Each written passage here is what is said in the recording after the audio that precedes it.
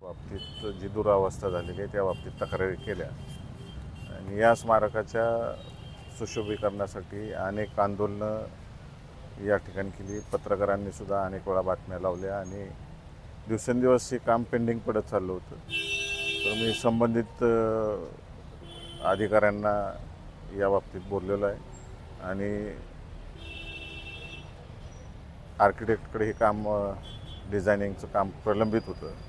तर आर्किटेक्टने आश्वासन दिलेलं आहे की येत्या 2-3 दिवसात डिझाईन फायनल करून पाठवून देतो आणि PWDच्या अधिकाऱ्यांनी आश्वासन दिलेलं आहे की आर्किटेक्टकडनं डिझाईन आल्या या कामाची सुरुवात करत आहे आणि आमच्या सगळ्यांचा पाठपुरावा राहील की लवकरात लवकर या स्मारकाचं सुशोभीकरण झालं पाहिजे।